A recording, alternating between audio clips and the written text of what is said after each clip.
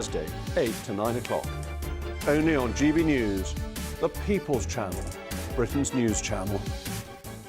Good Afternoon Britain isn't just about us. The wonderful thing about this programme is it's about everyone watching. It's an interactive programme. Well, there absolutely is something to see here, and we're going to be talking about it more. Whether it's breaking royal news, Will, please bring us up to date. or indeed a particularly punchy speech in the House of Commons, Very, very curious. we bring it to you live, and then we bring you live reaction as well. That's Good Afternoon Britain, weekdays from midday. Only on GB News, the People's Channel, Britain's news channel.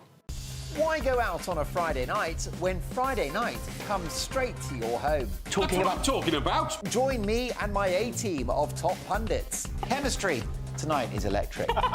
As we tackle the big stories of the day with wit, insight and fearless energy. Man of the people. It's all vibe. Just a filing cabinet on wheels with a tie on. So, order in Friday Night Live with me, Mark Dolan, every Friday at 8, only on GB News, the People's Channel, Britain's news channel.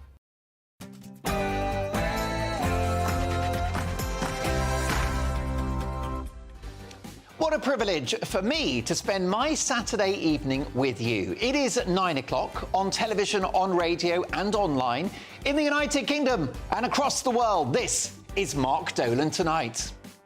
Britain needs a Trump-style revolution. That is my big opinion.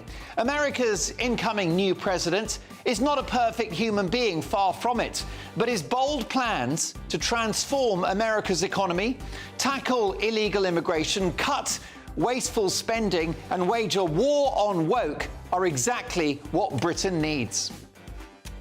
Meanwhile, amid rumours of a bumper US trade deal and with a developing story tonight that the new president-elect has said to Keir Starmer, "You'll always have a friend in me," should the Prime Minister dump the EU and jump into bed with Donald Trump? Well, I'll be asking Britain's best-known political double act, the Hamiltons. Another week, another mugging as a Labour MP has his phone snatched by a vicious mob on e-bikes. Meanwhile, a young child is left with his nose hanging off after being struck by one of these electric bicycles. Should we do more to tackle this urban menace? And in my take at 10, ITV goes full woke as a contestant on reality show Big Brother is dragged across the coals for making an innocent joke. Big Brother wants to talk to you about language you have been using in the house. Yeah.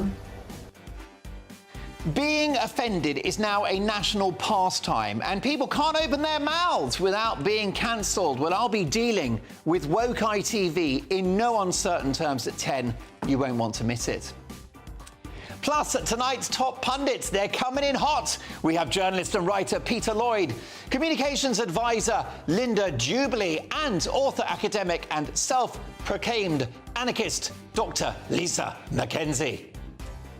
OK, folks, a really busy show. 2 hours of big opinion, big debate and big entertainment. My big opinion's on the way. We need a Trump-style revolution here, and I'll explain how we make it happen after the news headlines and the very revolutionary Sophia Wensler.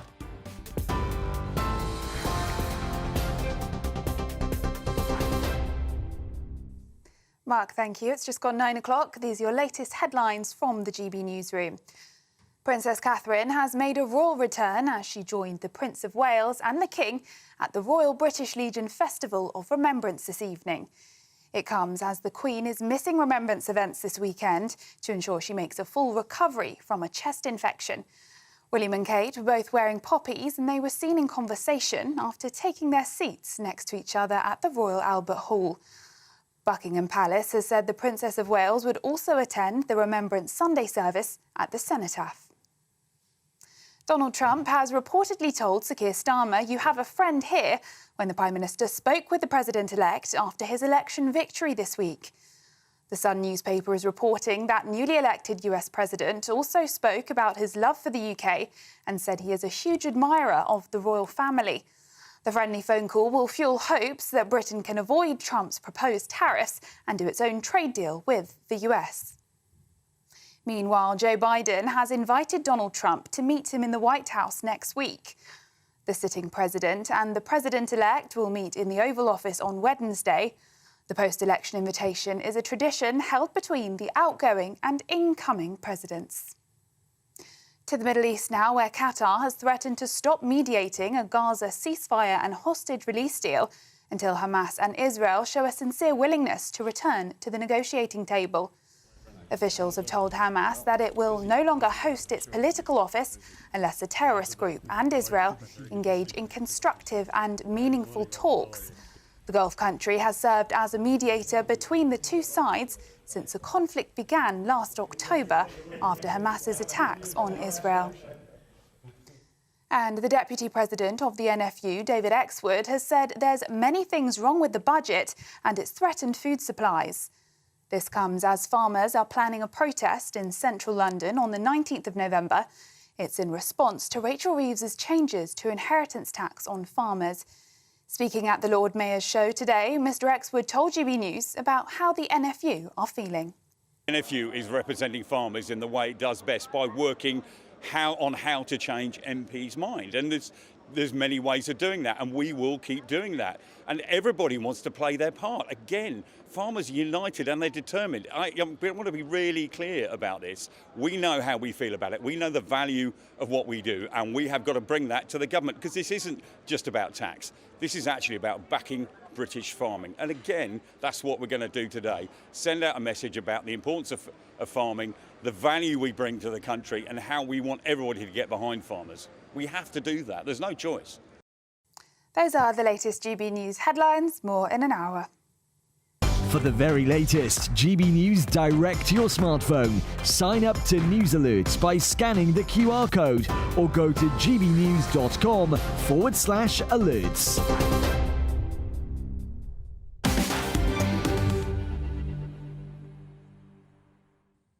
Thank you, Sophia. Well, developing tonight, it's been revealed that the new president-elect of the United States has said to Sir Keir Starmer, "You will always have a friend in me." So, should the Prime Minister ditch the EU and jump into bed with Donald Trump? That's the big story in just a moment. But first, we start with my big opinion.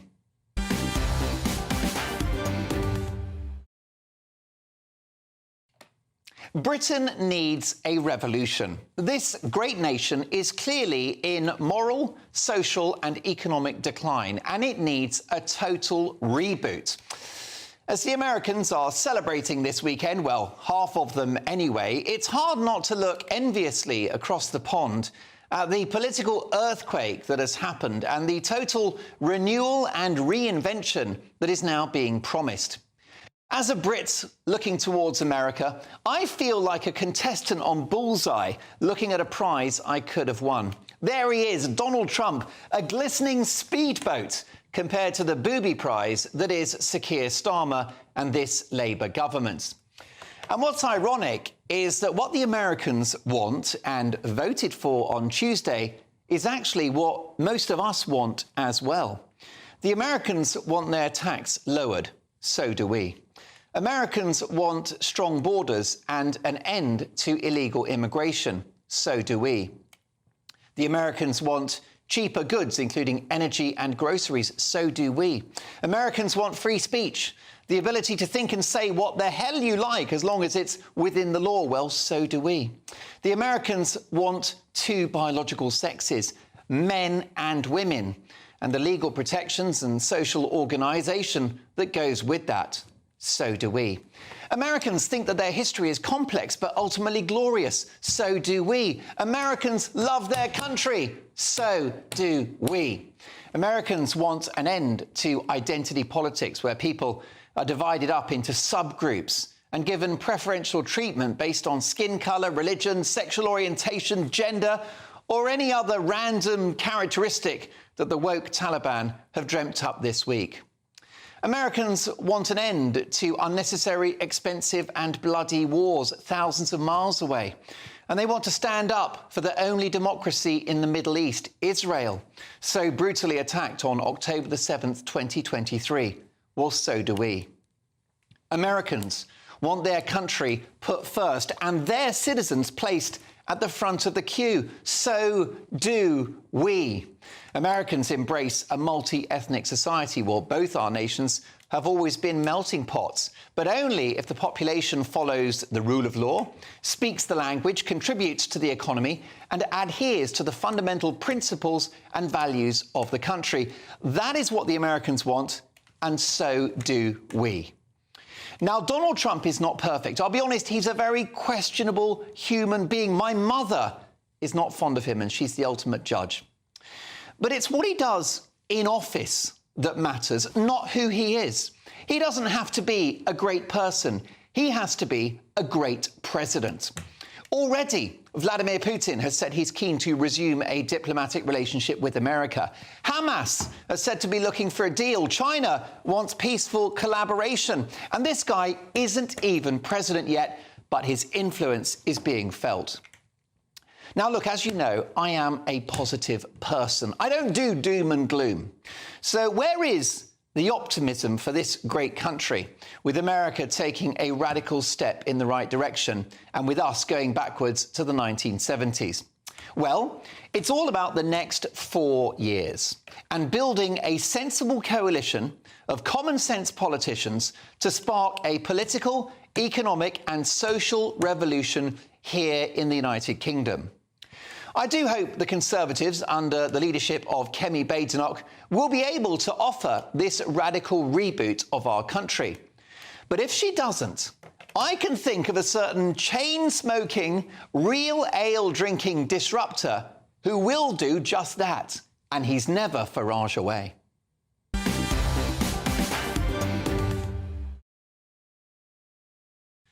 That's right, the Conservatives. If you don't reboot the country in 4 years' time, Farage will do it for you. You have been warned. You've been wormed. You're not a horse. You have been warned. OK, folks, I shouldn't have had that elixir before the show, but it is Saturday night. Listen, 9:10. Are you having a nice evening? Have you put the kids to bed? I'm going to give you permission to have a little glass of something naughty, OK, if you're in that mood, or perhaps get the kettle on. Tear open the custard creams, but let's spend a fabulous 2 hours together. Can't wait for that take at 10. Woke ITV have lost the plot. But let's get into this now. A massive, massive story. Britain needs a Trump-style reboot. Let me know your thoughts. gbnews.com/your say. But first, tonight's top pundits. We have journalist and communications advisor Linda Jubilee. We have broadcaster and writer, the one and only Peter Lloyd, and ethnographer, writer, self-proclaimed anarchist, Dr. Lisa McKenzie. Annika. That's what we should call her from now on, Annika. What's happened to my brain? I don't know. Well, listen, let me get straight to you, actually, You're in Lisa, revolution. About this. Well, I know. I think I am rather fuelled by this idea of a reboot of the country. Across this panel, we've got different views, and you've got left, right, centre and somewhere in between. But I think all of us would like to see this great country rebooted and reimagined, Lisa. I would like us to be reimagined. I don't know what rebooted means at the moment with us, actually. I'm not sure what it means. It might mean looking at the NHS and going, this doesn't work, we're going to start again. Yeah. It might involve slashing sacred cows. It might do, but I'm always very careful and cautious about throwing the baby out with the bathwater. I think that's what because when you were talking about all the things that America wants, and so do we, you didn't say good public services. And, you know, that is something that we do value. It's an important point. It is, and we value that. I think America does, but they've just not had it. I've visited America many times. I spent a lot of time in America, and it has, over the last few years, been a country of decline. You've definitely seen that. But so have we. But I think we should be focusing on public services. We should be focusing on communities. That's where Britain, I think, is the greatest, when we focus on our communities, building those up from the bottom. I think we can all agree, can't we, Linda, that what nobody wants, I think, around this sofa and listening or watching at home, is more of the same. No, and I think that's what we did vote for. We voted for change in the last election. So we can't really complain about it now, and it's not exactly what we wanted. The change we've got is recently a socialist or a public sector budget from a public sector Prime Minister, and we are going down that path. That's the change. and people voted for it in not inconsiderable numbers. So it's very difficult to see now how we would change paths because we've set up a situation now in this country where I think there are two tribes. There's this one, and in a sense we need to wait and see whether Rachel Reeves' budget is going to work. And there are some signs now, particularly from the NFU, I'm thinking of, and some other groups of people that think it doesn't work. Sainsbury's, Asda, they're really worried. Lots of companies are going to have to lay people off. Hospitality companies, very concerned, insisting that they meet her next week. I think we should be more worried about the hairdressers than Sainsbury's. But these markets, look, what did it, I know you say that they've got billions, but what they'll do is hire less people and give fewer people pay rises, and that's the problem. Well, I hope it's very difficult. I mean, one of the really big problems, can I just say that one of the really big problems with that budget is, and it affects me because my mother's having palliative care at the moment, is that in care homes, if you don't give them a break and they're forced to pay much higher than the minimum wage and they have to pay more in taxes, they will either have to close or they will have to restrict their staffing numbers. And that's not what Wes Streeton was promising when it came to the social care sector. Now, Peter Lloyd makes a glorious return to the Mark Tonight sofa. Here he is. I know you've been away, you've been writing and largely growing a beard. Yes, I've been cultivating this over a couple of weeks. You look like an Edwardian gentleman. I know. Do I? Yeah, King, I feel humbled next to you. I mean, this is not shaving for 3 days, and look, there you go, nothing. Just bum fluff. This is not shaving for 24 hours. It just... That's how much of a man you are. As is Donald Trump. Listen, he's not everyone's cup of tea. I've got viewers and listeners who can't stand the guy. But would you agree that Britain needs a Trump-style revolution? Oh, absolutely. I think the country is ripe for it, and most people are crying out for some sort of change. And you only have to look, it's not just the latest government who are failing. Every government over the last 20 years, the people have consistently voted for change, and the governments, whether it's Conservative or Labour, have failed to deliver. That indicates that the entire system is broken and we need a hard reset. We do, and we need someone with the political mandate and will to make that change. That wasn't Rishi Sunak, no. and it isn't Sir Keir Starmer. No, and I think the answer is not going to be within a politician. We need someone like Trump, an anti-politician. All right. A person in politics who can come in and bring a fresh perspective and represent the people. Well, would that be, I don't know, a sort of feisty, opinionated TV presenter, perhaps, you know? Someone that's, you know, quite busy at the weekends but available Monday to Thursday. Well, I'm thinking it's either going to be Mark Dolan or Nigel Farage. Now, we could do it together. I'd be happy with either. And by the way, briefly then, for this revolution, I've said that I do hope that Badenoch offers the kind of radical changes that the country needs in 4 years' time. If it's not her, Farage will fill that space, won't he? Look, the Tories are dead in the water. The Tories have repeatedly failed. They don't deserve our faith or our support. I think don't write the Tories off. You know, I think so. Kemi's got a lot of good qualities, but I'm sorry, we've been repeatedly lied to by these parties, and I just don't trust them. Are you suggesting it's only Farage that can change the country? I think he's like a last hope, yeah. Well, I think that's a little bit unfair to Kemi Badenoch because she hasn't actually outlined her policies yet. True. What she's done is she's built a concept around her and a vision, and we will have to wait and see. She's got to be radical because that is the new political currency, isn't it, Lisa? It is, but shall we all agree and then we need to get rid of Westminster? And have an anarchist revolution. That is very radical. Shall we get rid of Westminster? I wouldn't go that far. Because you are saying the system's broken, so that system change, getting rid of the politics that we've got now, is it the political party? Well, I tell you what, anarchy might be the answer. It couldn't be any worse than what we've had for the last few years, could it? Now, listen, folks, I've got some good news for you. There's just 2 weeks left to grab a chance to win Christmas on Us in the Great British Giveaway. That is £25,025 in tax-free cash, plus a whole host of Christmas goodies to ensure that you have a fantastically festive time. And the best news is that we'll get it to you in time for the big day. Time's running out to get your entry in. Here is how you do it. There's only 2 weeks remaining to grab... OK, folks, developing tonight. This is quite a big story, let me tell you. The new president-elect of the United States has said to Sir Keir Starmer, "You will always have a friend in me."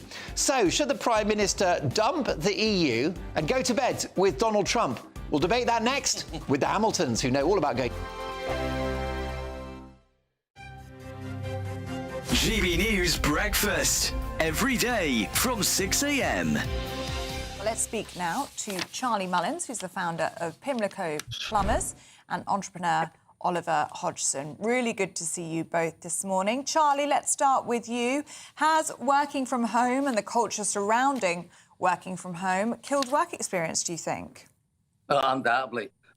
Many companies now are not getting youngsters in for the work experience because of the fact they don't have the staff in. So if they're only in 2 days a week, they're not going to get in the youngsters. They've got no one to train them. So it's killed it totally. And if you think it's bad now, probably 4 or 5 years from now, it'll be absolutely ridiculous. This working from home, I said from day one, is going to kill youngsters' futures, youngsters' careers, and getting people into the workplace. So now the damage is showing through, unfortunately. COVID finished a couple of years ago. The working from home should have stopped and get people back into the workplace. I mean, Oliver, you have to say it's difficult to see how people in a work-from-home environment can do any sort of on-the-job training at all. It's really interesting, the work experience piece, actually, because we run an internship program in the summer here. We had 5 people in the office in person and they really thrived, but we did have a couple of people who joined remotely because of their own reasons, right, and where they were. I think it's a bit more nuanced than that as well, because I've got clients who have completely remote teams. Now, I don't. I have an office and our team are based in here, but our clients who do, they're able to offer work experience opportunities digitally with fantastic technology to people across the world, right? So they have people in their team who are working from all sorts of different continents, which is obviously fantastic. But I agree with Charlie, right? You cannot knock in-person engagement. You cannot knock being in the office. GB News, the People's Channel. It's Patrick Christie's Tonight, and here we do things differently. It's explaining the absolute madness of this, doesn't it? It's explosive. I mean, this is very good. It's lively. 850. Your government sat there, Sean, and it did nothing. It's controversial. And the Middle East has been in turmoil since before I was born. It's everything you need to kickstart your evening. Everyone's had their Weetabix tonight. I love to see it. That's Patrick Christie's Tonight, weeknights from 9 p.m. Only on GB News, the People's Channel, Britain's news channel. Hi there, I'm Michelle Dewberry, and I'm going to take a second to tell you all about my show, Dubes & Co. We start off with the issues of the day. We then bring in both sides of the argument. We get rid of the disrespect. And then you throw me into the mix. And trust me, I'll tell it exactly how it is. And then, of course, the magic ingredient, you at home. We mix it all together, and what have we got? In my opinion, the best debate show in town. Monday to Friday, 6 till 7 on GB News, Britain's news channel.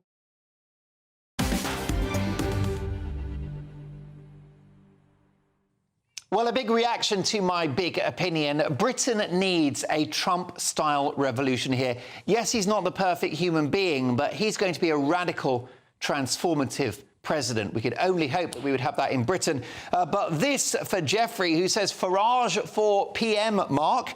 And Yoldi says, at the moment, it feels like we're living in a nightmare of Labour and we can't wake up for 5 years. Yes, I am envious looking over the pond to a revolutionary Trump.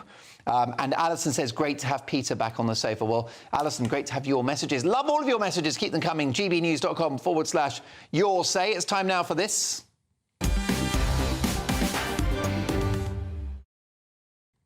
Look at that. This show is not thrown together, is it? Thank you, Faye. It's time for the big story. And amid rumours of a bumper US trade deal, should Sir Keir Starmer dump the EU and go to bed with Donald Trump? Well, we've got a developing story tonight because The Sun are reporting that in a phone call with the Prime Minister, the new president-elect has said, you will always have a friend in me. So is a deal on the way? It is a bit of a tug of love, isn't it, between the EU and America. Which way should we go? Let's ask Britain's best-known political double act, the Hamiltons. Neil and Christine, great to have you.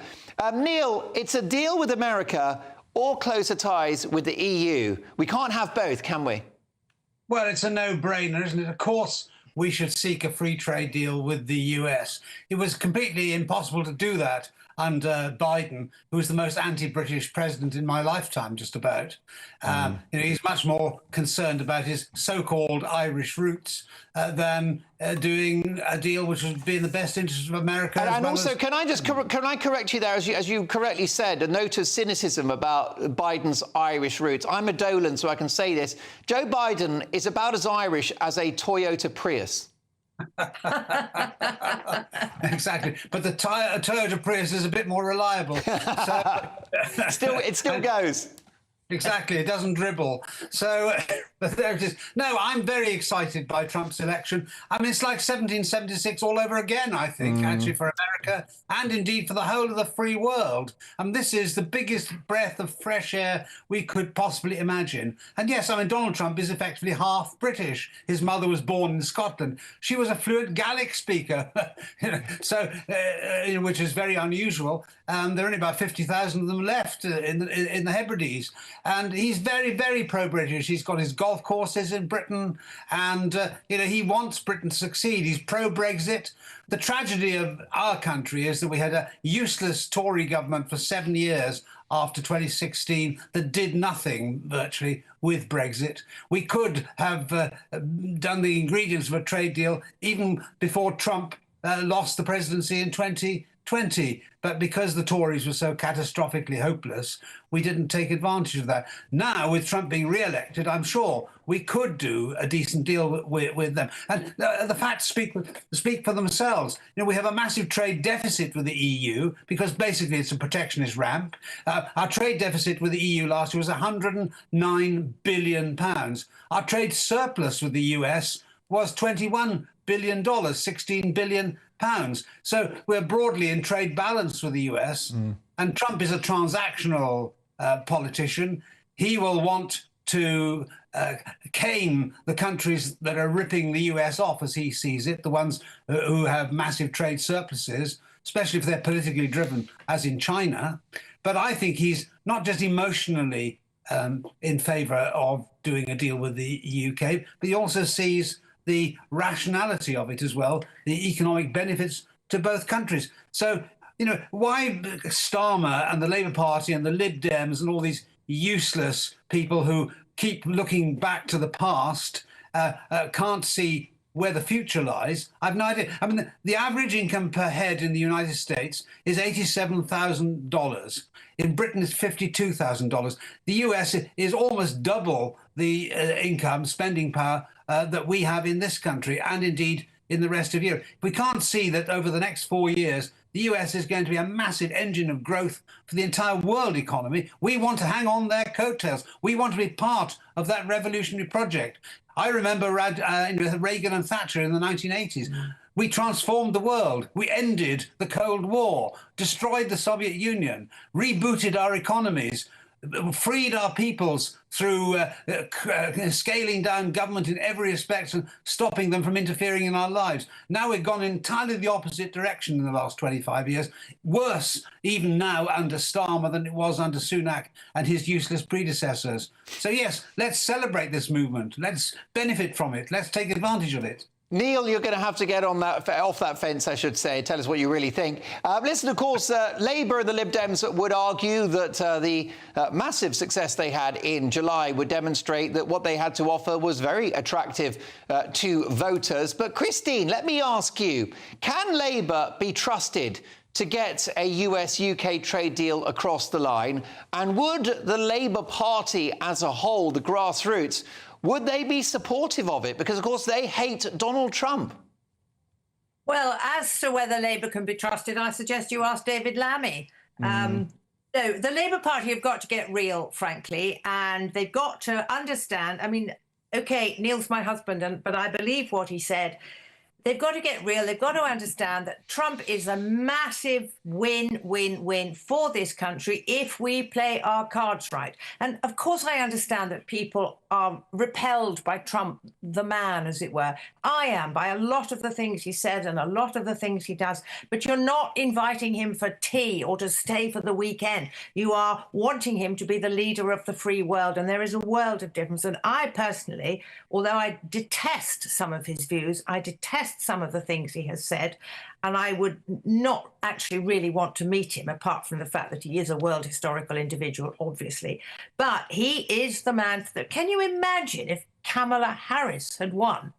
I mean, what does she stand for? Nothing. And as for Joe Biden dribbling on, that would have been ridiculous. The Democrats have only themselves to blame, and Labour will have only themselves to blame if they don't seize this golden opportunity for us to be dragged up by the coattails of America. Oh, well, listen, you raise a set of brilliant points there, Christine. Let me speak up for the Prime Minister, Keir Starmer, because actually, Sir Keir Starmer and Donald Trump... No, hear me out, right? Keir Starmer and Donald Trump have something in common.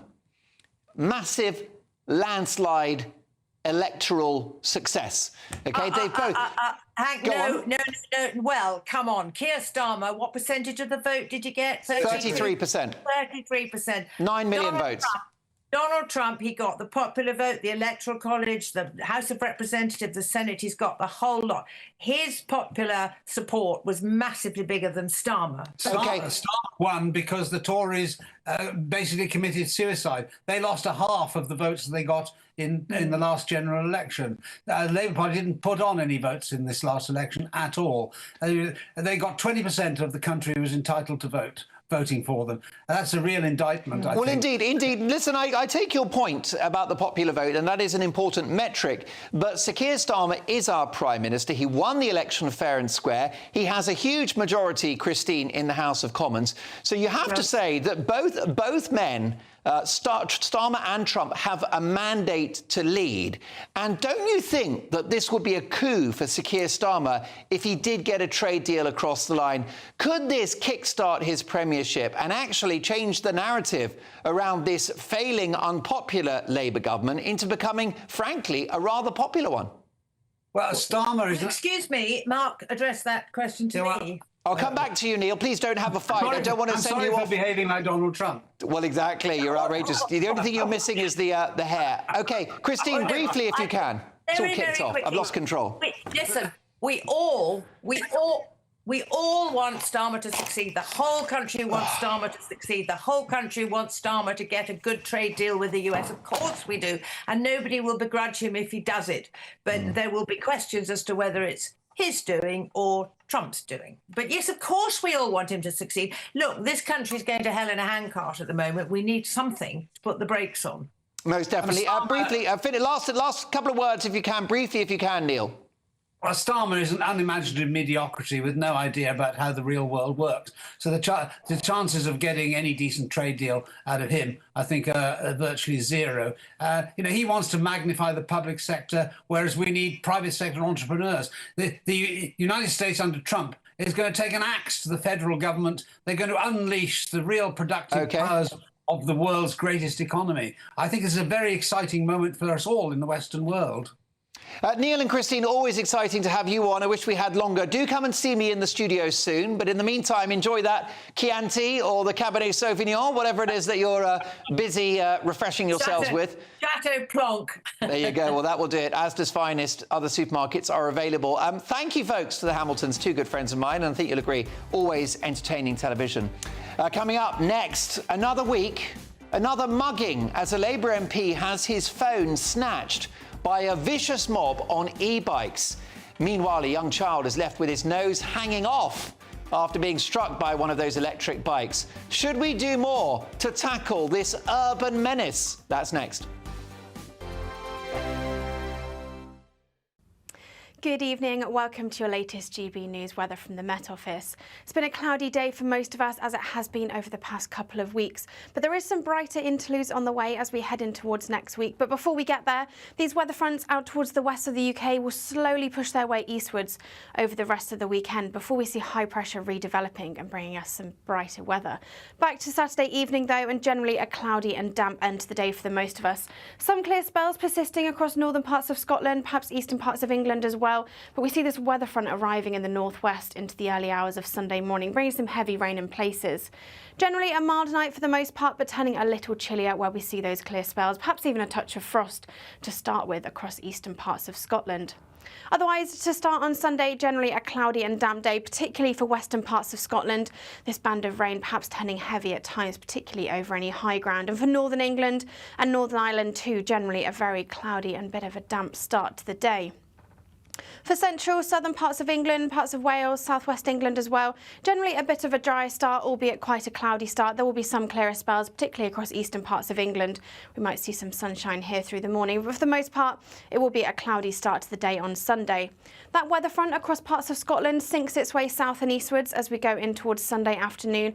And for the most part, it'll be another cloudy and damp day for many of us. However, behind that frontal system, across Northern Ireland, western parts of Scotland, there will be some brightness through the afternoon.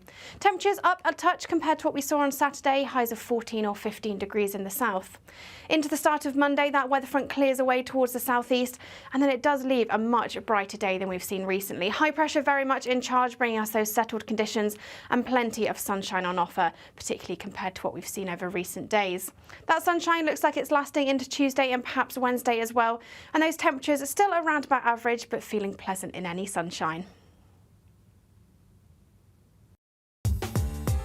I'm Christopher Hope. From pop stars to politicians, I'll interview anybody in a pub who's got a political opinion. Join me every Friday on Spotify, Apple Podcasts, YouTube or gbnews.com, or wherever you get your podcasts. This is GB News, the People's Channel. Nightmare commute? Kick it up a gear with GB News Radio. You can listen online and on DAB+ and on the GB News app. We're also on TuneIn and the Radio Player apps. From the school run to rush hour, get revved up with GB News Radio. We are the People's Channel, Britain's news channel. In the GB Newsroom, we bring you the news as it happens. With our team of dedicated journalists across the UK. We're ready to keep you up to date with what's happening every half an hour, every single day. Bulletins here on GB News. The People's Channel, Britain's news channel.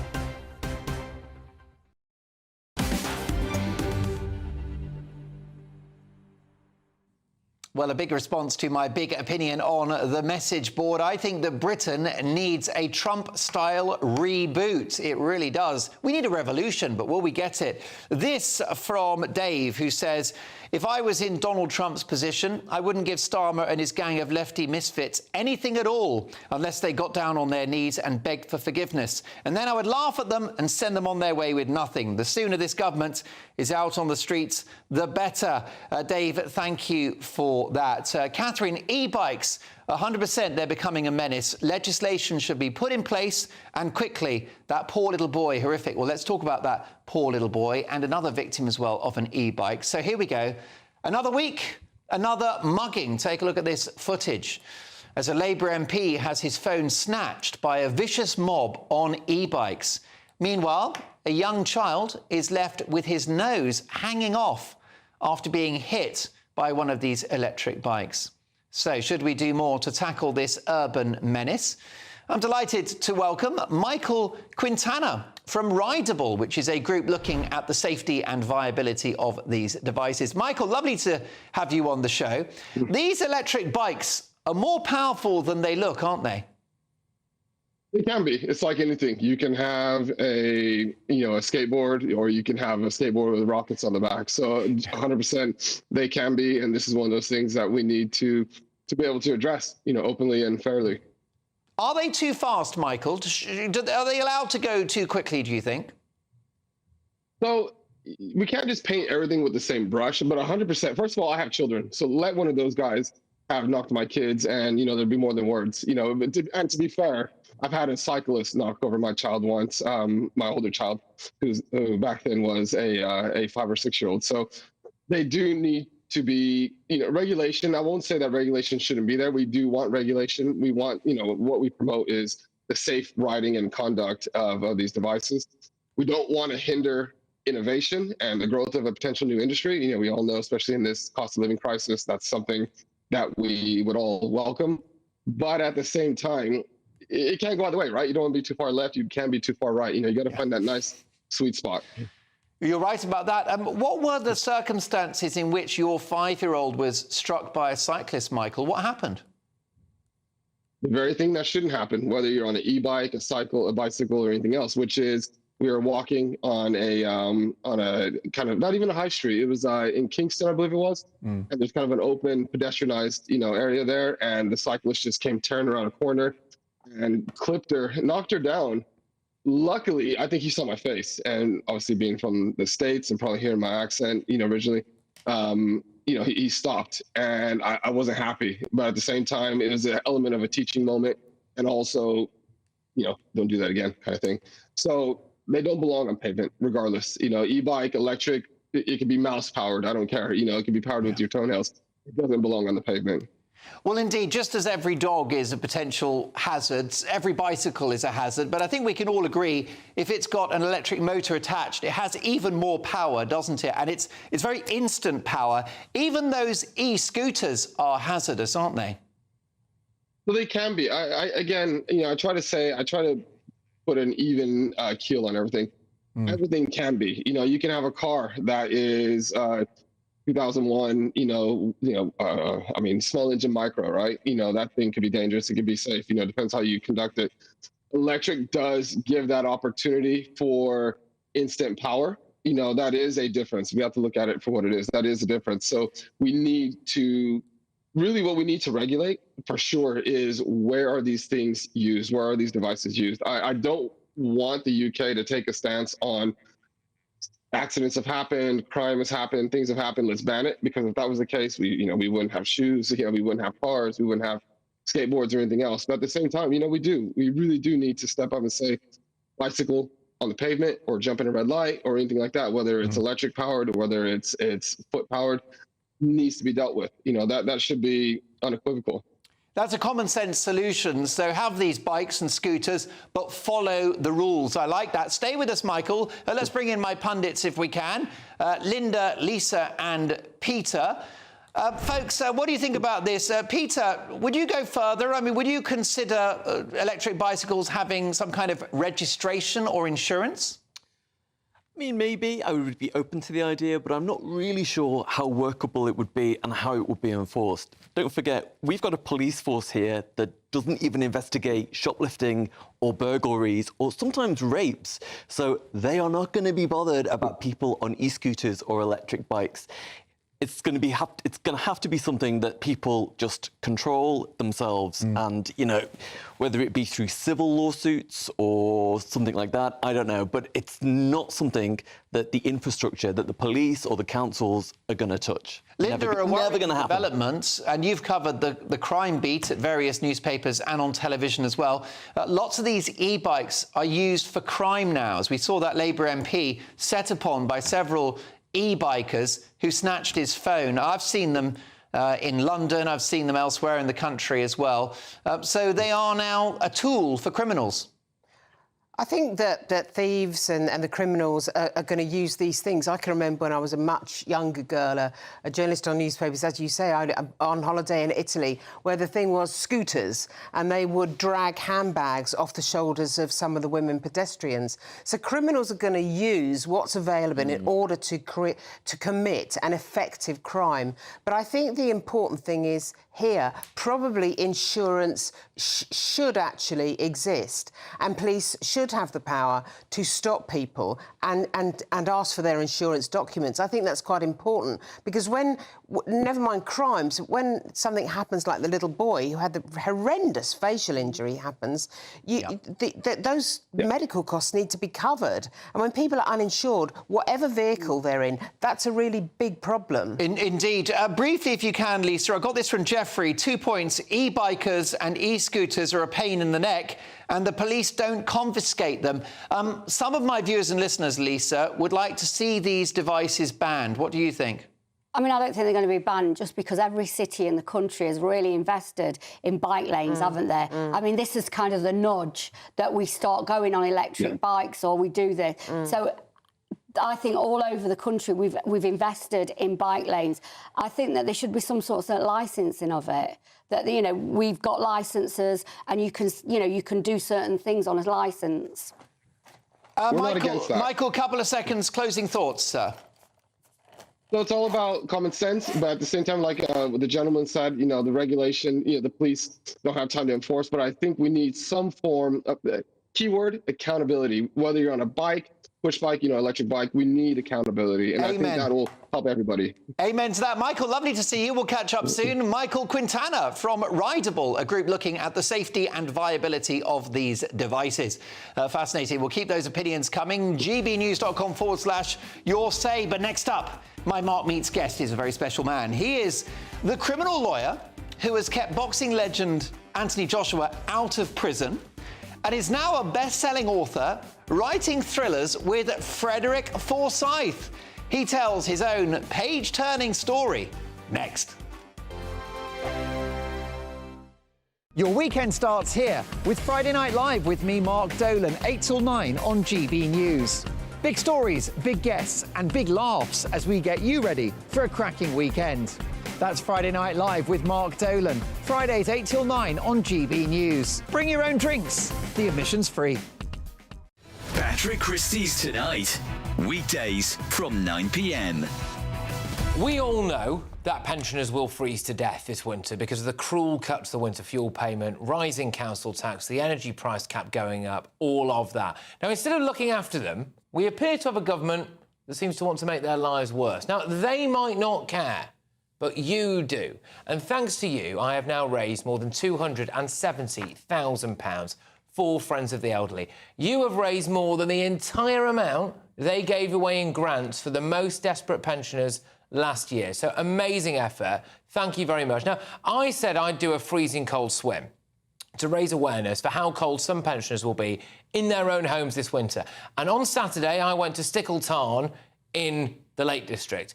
I'd like to give a massive thank you to the people who turned up to meet me along the way. I would also like to give a monumental shout-out to the wonderful camera crew. We've got John Clark and Joe Scowen, and our health and safety maestro, known only as The Stag. I come up with these crackpot ideas, but it is down to those wonderful people to make them actually happen. I would also like to give you a little warning. There are aspects of this footage that you will not be able to unsee. I am aware that at times my body resembles a bag of milk. But you know what? If me embarrassing myself helps to raise a bit more money, then so be it. And you can go to justgiving.com/page/Save Our Seniors now to donate. GB News, the People's Channel. Join me, Camilla Tominey, for a frank and honest discussion with those in power that cuts through the spin and gets to the heart of the issues shaping our nation.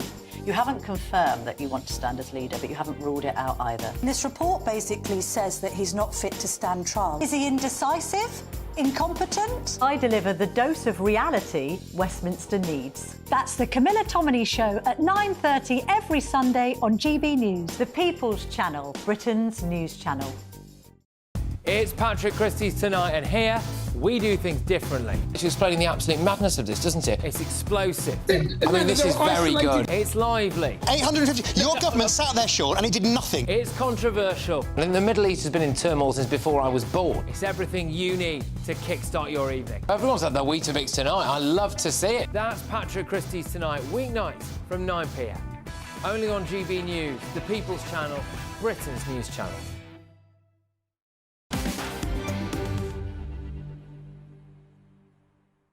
Coming up in my take at 10, ITV goes full woke as a contestant on reality show Big Brother is dragged across the coals for making an innocent joke.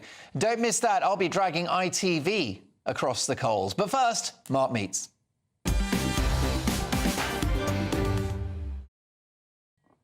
And this evening, the leading criminal defence barrister who famously kept boxing legend Anthony Joshua out of prison, well, he's got another talent, storytelling.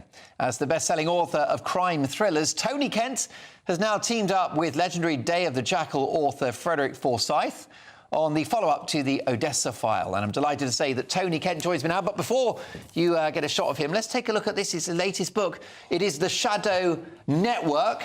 OK, how do you take down an enemy when no one believes they exist? And how about this from Ian Rankin, who says, Tony's books are always absolute belters. Well, Tony is here. Tony, lovely to see you. Nice to see you, Mark. Thanks for having me. How do you go from being a barrister to a best-selling author? Because I know you've got both jobs. Yes. Where do you get the time? That's the hardest part. Getting the time is the hardest part. It's getting easier. It's getting easier because thanks to government cuts, they're taking out trial after trial after trial, and we've all got a lot more free time than we used to have. But, yeah, well, you mentioned that just before we came on air. So the Ministry of Justice, you said the government have claimed that they've invested more funds into it. Which they have, but that's gone to prisons and it's gone to probation. Right. Not a penny has gone to court. So if somebody's alleged to have committed a crime and then their trial is not happening, what happens to that alleged criminal? That alleged criminal will, first and foremost, he'll stay in custody and remand if he's on remand. If he's not on remand, he just stays on bail. I'm using he because it's mostly he. Yeah. He'll stay on remand if he's on remand, but then you'll get to a point called custody time limits, which says that you must have a trial within a certain time of him being put in custody, and then there'll be a legal argument about whether or not there are exceptional circumstances that should see his custody time limits extended, or whether he should be allowed out. All right, and then in many cases they'll be allowed out, and then they get away with it. In many cases they're allowed out, and their trial will be sometime in the future. Sounds like an amnesty to me. Well, listen, who cares about that? Because you've got this other career as a best-selling author. Your own book is Shifting Loads of Units, The Shadow Network. But not only have you sold lots of books in your own right, you're now collaborating with a titan of publishing. A living legend. A living legend, Frederick Forsyth, who I think is in his mid-80s now. I think he's 86. 86. And you've effectively coaxed him out of retirement, haven't you? Well, I'd like to claim the credit for that, but actually it was all Freddie's idea. He's been watching the news. He's been retired for some time now, but he's been watching the news. He's been watching the rise of the far right that we see in Germany. Yep. AFD. Exactly, the roots AFD. in the Nazi Party. And that happening in Germany is a much bigger thing than happening here, because Germany's reaction over the last 50, 60 years to their behaviour in the war has been that they've gone so far the other way. They've been the most liberal society they could possibly be. So to see the rise of the far right there is much more concerning than it is elsewhere. And it's genuine far right. We all know that that term gets bandied around for people that don't earn it. They've earned it. Over there, they are far right. And so Freddie has looked at that and he's thought, well, maybe it's time to revisit the story. Maybe it's time to revisit the Odessa file and see where the story has gone, see if this is a resurgence of genuine Nazism. So it was his idea, and we came up with the plot together, and we're in the process of writing it together. It's not finished yet. We're a long way down the line, but it's an exciting thing to be involved in. So you're working on the sequel of the Odessa file, which is an incredibly best-selling, iconic book. And what is the methodology? I mean, do you just have phone calls with Mr. Forsyth? Do you visit him? It's mainly done in writing. Because Freddie's quite old-fashioned, and everything I receive from Freddie is on an old is written on an old typewriter. Do you write a chapter, then he writes a chapter? No, it's more about talking about the story. You talk about the story, come up with how each chapter will go. What's the overall plot? I mean, I ordinarily, when I write, I sit in front of a blank screen and just write the book. With Freddie, because we had to do this together, before I could write anything, we had to come up with a 50-page outline of exactly what happens from beginning to end, which is unusual for me. And then it's a question of writing it up, sending it off, and waiting for him to send back his own version. Incredible. And what is his great... I mean, you've got it. What is his great gift as a writer? His great gift as a writer, I think, is his experience. He's got a great grasp of the English language, but he's lived this. I mean, he's been very open about some of the things he did with MI6, very open with some of the things that he did around the world when he was a journalist, back in the days when some British journalists did other things.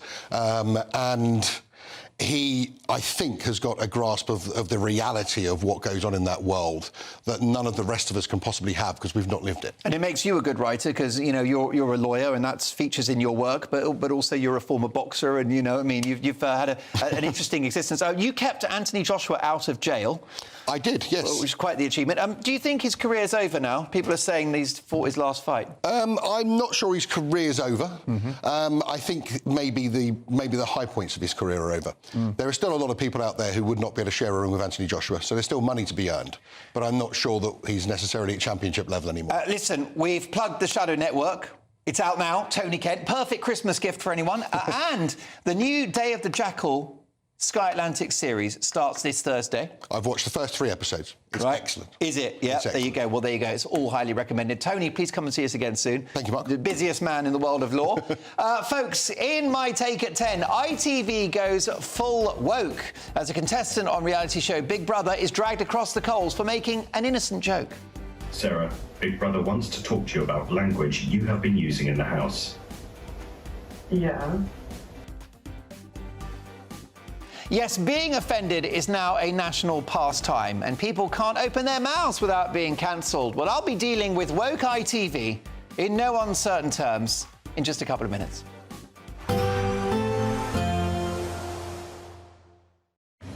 A nice bright morning will generate a lovely warm day, right through to the evening. Boxed Solar, sponsors of weather on GB News. Good evening. Welcome to your latest GB News weather from the Met Office. It's been a cloudy day for most of us, as it has been over the past couple of weeks. But there is some brighter interludes on the way as we head in towards next week. But before we get there, these weather fronts out towards the west of the UK will slowly push their way eastwards over the rest of the weekend before we see high pressure redeveloping and bringing us some brighter weather. Back to Saturday evening, though, and generally a cloudy and damp end to the day for the most of us. Some clear spells persisting across northern parts of Scotland, perhaps eastern parts of England as well. But we see this weather front arriving in the northwest into the early hours of Sunday morning, bringing some heavy rain in places. Generally a mild night for the most part, but turning a little chillier where we see those clear spells, perhaps even a touch of frost to start with across eastern parts of Scotland. Otherwise, to start on Sunday, generally a cloudy and damp day, particularly for western parts of Scotland. This band of rain perhaps turning heavy at times, particularly over any high ground. And for northern England and Northern Ireland too, generally a very cloudy and bit of a damp start to the day. For central, southern parts of England, parts of Wales, southwest England as well, generally a bit of a dry start, albeit quite a cloudy start. There will be some clearer spells, particularly across eastern parts of England. We might see some sunshine here through the morning, but for the most part, it will be a cloudy start to the day on Sunday. That weather front across parts of Scotland sinks its way south and eastwards as we go in towards Sunday afternoon. And for the most part, it'll be another cloudy and damp day for many of us. However, behind that frontal system, across Northern Ireland, western parts of Scotland, there will be some brightness through the afternoon. Temperatures up a touch compared to what we saw on Saturday, highs of 14 or 15 degrees in the south. Into the start of Monday, that weather front clears away towards the southeast, and then it does leave a much brighter day than we've seen recently. High pressure very much in charge, bringing us those settled conditions and plenty of sunshine on offer, particularly compared to what we've seen over recent days. That sunshine looks like it's lasting into Tuesday and perhaps Wednesday as well, and those temperatures are still around about average, but feeling pleasant in any sunshine. We can expect clear skies, leading to a light and warm day ahead. Lovely. Boxed Solar, sponsors of weather on GB News. On demand. Good luck. Why go out on a Friday night when Friday night comes straight to your home? Talking about? Join me and my A-team of top pundits. Chemistry tonight is electric. As we tackle the big stories of the day with wit, insight and fearless energy. Man of the people. It's all vibe. Just a filing cabinet on wheels with a tie on. So, order in Friday Night Live with me, Mark Dolan, every Friday at 8, only on GB News, the People's Channel, Britain's news channel. Welcome to State of the Nation, daily plunge into the stories shaping our country. I'm Jacob Rees-Mogg, and Monday to Thursday we bring you the insights, the facts, the truth about how our country is being governed. Because what happens in Downing Street matters down your street. Tune in to State of the Nation every Monday to Thursday, 8 to 9 o'clock. Only on GB News, the People's Channel, Britain's news channel. Good Afternoon Britain isn't just about us. The wonderful thing about this programme is it's about everyone watching. It's an interactive programme. Well, there absolutely is something to see here, and we're going to be talking about it more. Whether it's breaking royal news, Will, please bring us up to date. or indeed a particularly punchy speech in the House of Commons. Very, very curious. We bring it to you live, and then we bring you live reaction as well. That's Good Afternoon Britain, weekdays from midday. Only on GB News, the People's Channel, Britain's news channel.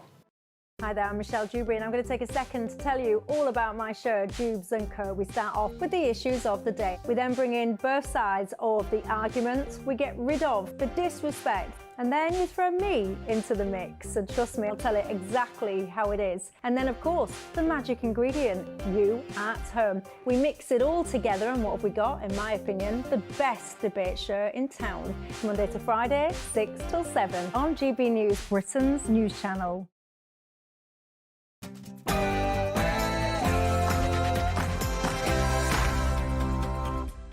Well, good evening. It is 10 o'clock on television, on radio and online in the United Kingdom and across the world. This is Mark Dolan Tonight.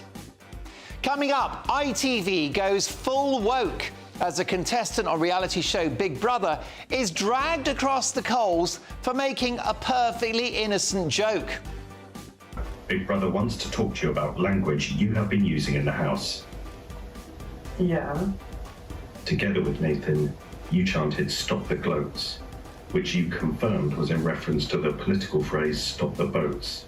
I did not mean that with any sort of anything towards immigration or racial intent. For me, it was just like a funny wordplay. Sarah, is there anything you'd like to say? I'd obviously like to say that if I've offended anybody, Honestly, it is the most extraordinary debacle on the part of ITV.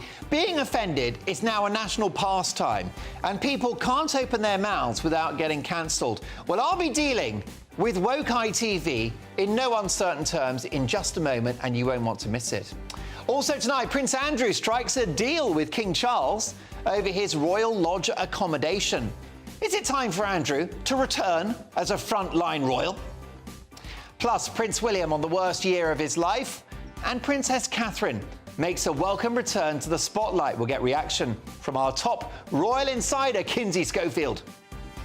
And tonight's top pundits, I'm very excited to have journalist and writer Peter Lloyd, another journalist and communications advisor, Linda Jubilee, and author, academic, and self-proclaimed anarchist, Dr. Lisa Mackenzie.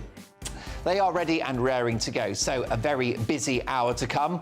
Woke ITV in just a moment, straight after the news headlines and Sophia Wensler.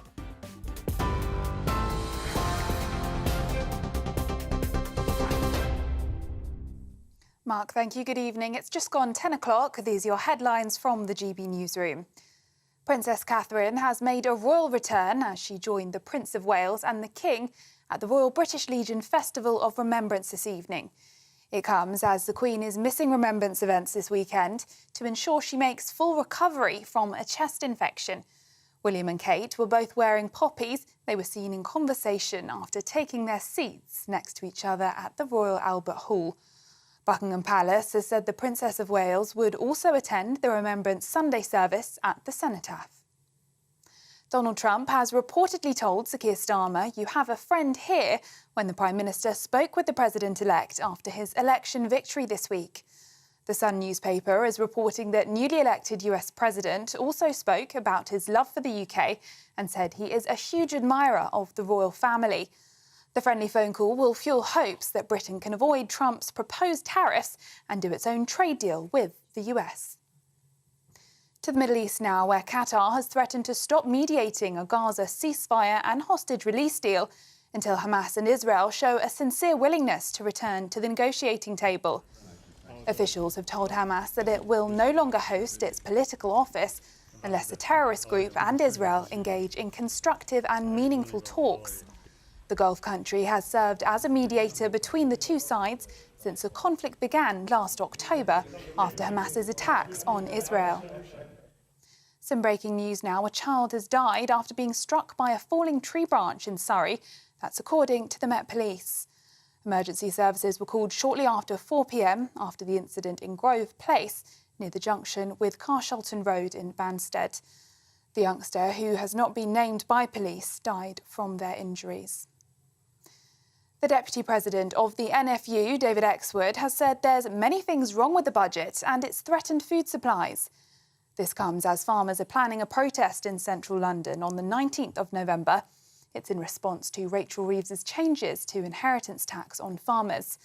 Meanwhile, the Telegraph newspaper is reporting that rebel farmers are threatening to blockade ports and starve supermarkets of food in protest against Labour tax rises. Speaking at the Lord Mayor's show today, Mr Exwood told GB News about how the NFU are feeling. NFU is representing farmers in the way it does best by working on how to change MPs' mind. And there's many ways of doing that, and we will keep doing that. And everybody wants to play their part. Again, farmers are united and they're determined. I want to be really clear about this. We know how we feel about it. We know the value of what we do, and we have got to bring that to the government, because this isn't just about tax. This is actually about backing British farming. And again, that's what we're going to do today. Send out a message about the importance of farming, the value we bring to the country, and how we want everybody to get behind farmers. We have to do that. There's no choice. Those are the latest GB News headlines. Now it's back to Mark. For the very latest GB News direct to your smartphone, sign up to News Alerts by scanning the QR code or go to gbnews.com/alerts.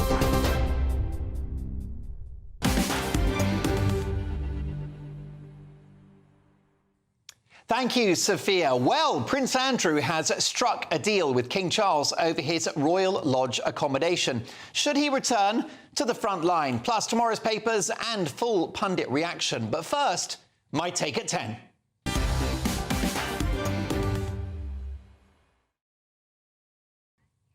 In 1984, a dark, sinister novel about the future by George Orwell, he spoke of a surveillance society where people's behaviour and language was policed by the state. It's one of the greatest books ever written, and is meant to be the depiction of a living hell in which the fictional character of Big Brother watches your every move and controls your every thought. But you'll be delighted to hear that this fictional dystopian hell is beginning to resemble modern Britain. Thought crimes are now policed more aggressively than real, actual crimes. And backing Brexit, liking Donald Trump, wanting lower immigration, loving your country, thinking there are just two sexes, these are all views held by millions of Brits who know that if they share those views at work or in polite company, they will face the consequences.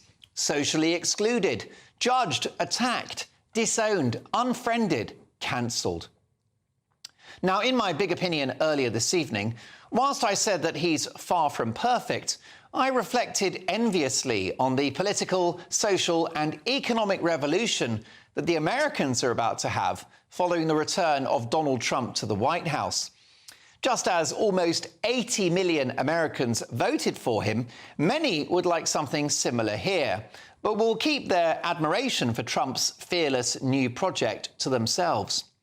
As in 1984, it is now your fellow citizens who are helping to police free speech and freedom of thought.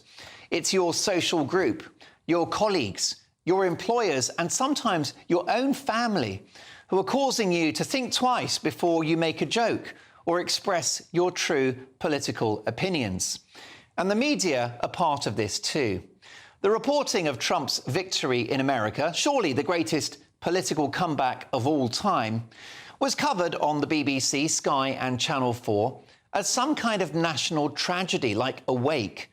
The tone of their coverage was entirely gloomy, ignoring the fact that Trump won by every single metric, including the popular vote, which means that a majority of Americans actually want this guy in charge. Such a decisive democratic mandate hardly justifies a tearful response. The people have spoken. So why is this result being reported as bad news? Well, because the media elite detests the public and their grubby views, that's why. Instead, Trump's victory was treated by the press as some kind of problem to be solved. Well, let me tell you that democracy is not a problem to be solved. It is our greatest and most precious blessing, like free speech, and both at the moment are under threat. Latest example, the once great Big Brother programme. How ironic that, given my comments earlier about George Orwell, we're talking about Big Brother now. Well, Big Brother is a TV reality show, which is now on ITV, which has seen the public flogging of a contestant for making a wordplay joke in the show. Teasing her housemates for gloating about something, she used a very clever pun. She said, "Stop gloating," and then she said, stop the gloats, right? Stop the gloats. I thought it was pretty funny. I think you'll agree. Stop the gloats rhymes with stop the boats. Now, stop the boats is a policy being enacted by this current government, this Labour government. They're trying to stop the boats by smashing the criminal gangs. But in the woke world of ITV, even though this woman was making no political comment whatsoever and just saying words that rhymed for humour, this was interpreted as some kind of outrageous racial slur. 2 housemates were said to be offended. Well, of course they were, because being offended is now a national pastime. I'm offended by this ridiculous, stupid story and the Kafkaesque kangaroo court that this poor woman was subjected to on national TV. Take a listen. Sarah, Big Brother wants to talk to you about language you have been using in the house.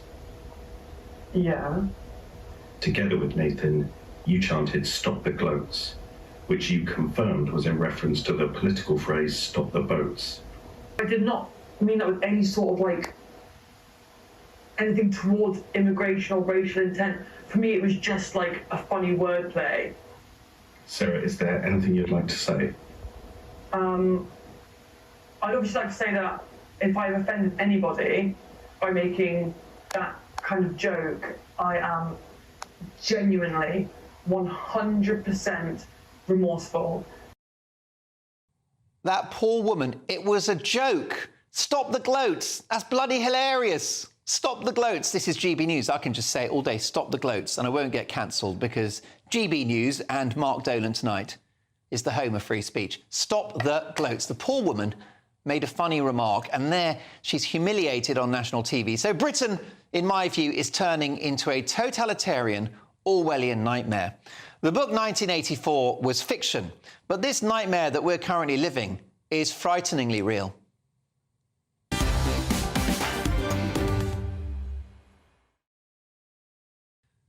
Now, what do you think about this poor woman being dragged across the coals for saying stop the gloats, as in stop gloating? I just think some of these stories, you couldn't make it up, could you? gbnews.com/your say. But first, tonight's top pundits. We have journalist and communications advisor Linda Jubilee. We have broadcaster and author Peter Lloyd.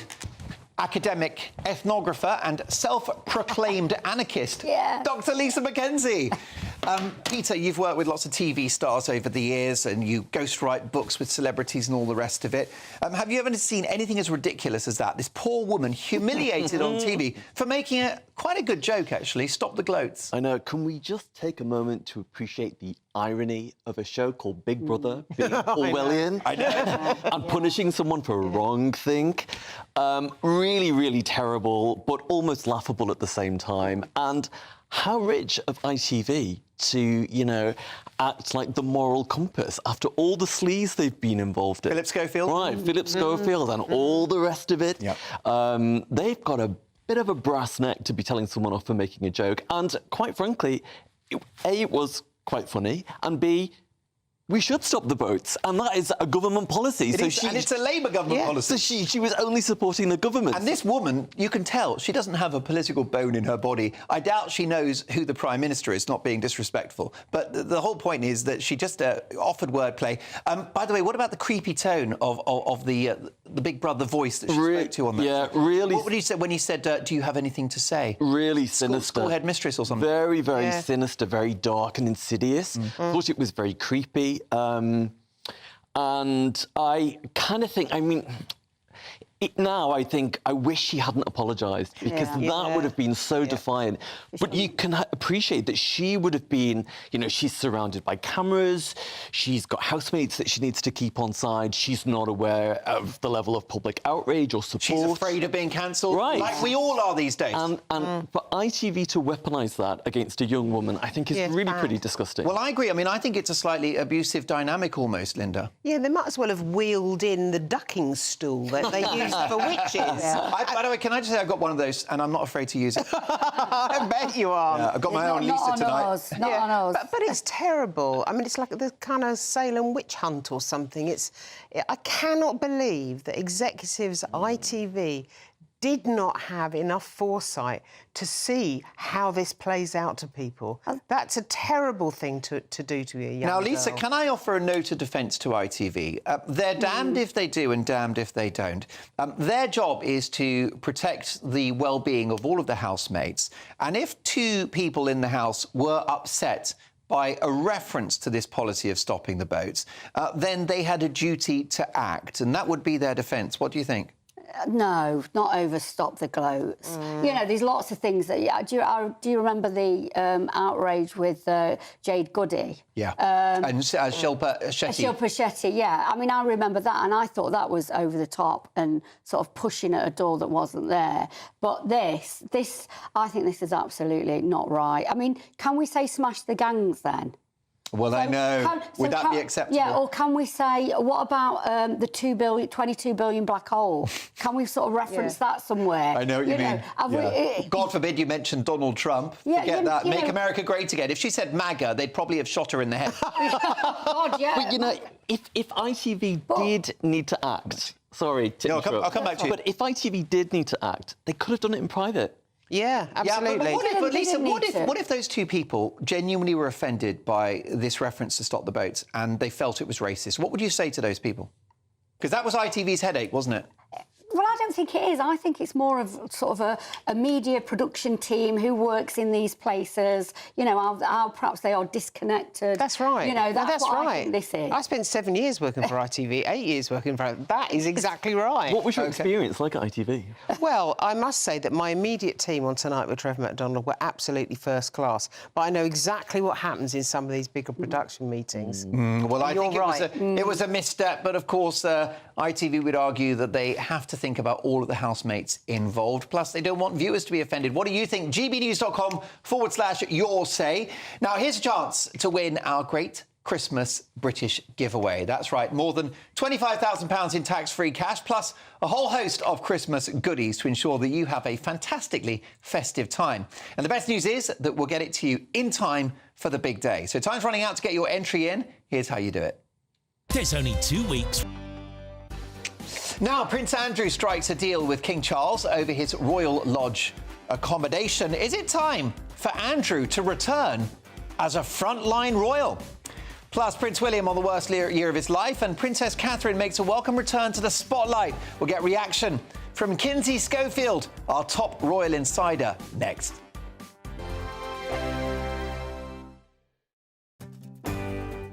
I'm Michael Portillo. This is GB News, the People's Channel, Britain's news channel.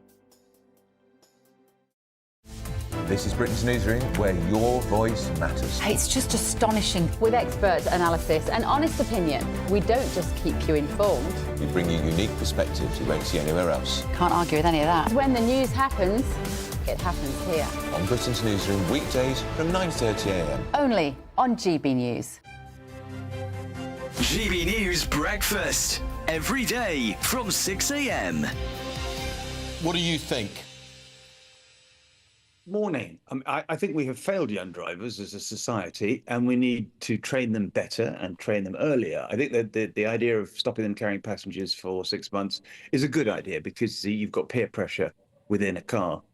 So yes, but I think graduated licenses are really difficult. You've got what we call the 3 E's, which is education, educating kids to drive earlier, and engineering, which is making roads better and safer, and then comes enforcement at the end of it. So I think we're failing in these two first ones, the education and the enforcement. I put my kids, all 3 of them, through a thing called Young Driver, which allows under 17s to drive on private land with ADI instructors and learn the craft of driving and all the below the dashboard stuff and hazard awareness long before they try and do this very compressed period of time to learn about driving. I think we're failing them. So I want to see it in schools, and I want to see them being taught much, much earlier.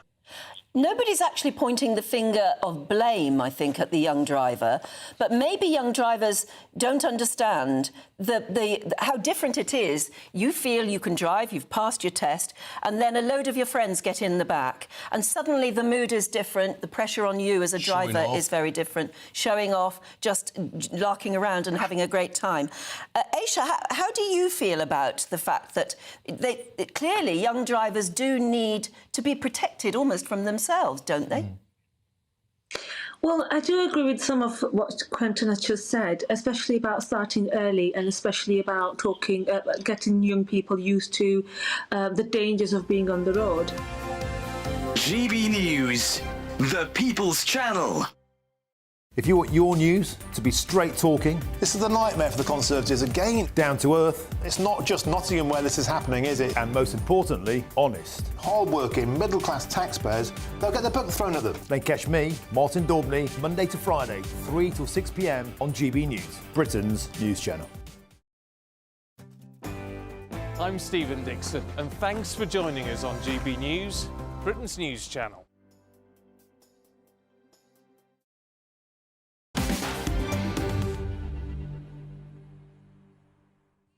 It is time now for US News with the Queen of American showbiz, royal and political reporting, Kinsey Schofield. Kinsey, great to see you. We'll get on to the new president-elect in just a moment, but let's talk about the British royal family first. Prince Andrew strikes a deal with his brother, King Charles, over his Royal Lodge accommodation. Tell me more. Yeah, I mean, apparently, Mark, he has found the finances he needs to stay in Royal Lodge after the king suggested gently that perhaps he should move into Frogmore Cottage, a much more affordable scenario where he's in the vicinity of security that's already taken care of, security that the king allegedly no longer pays for. But I heard your question before the break, Mark, and absolutely not. I don't think that means he can jump back into working royal status. That made me very nervous, Mark. Isn't there something positive he could do? I mean, couldn't he do more charity work or that sort of thing? The guy has not been found guilty of any crime.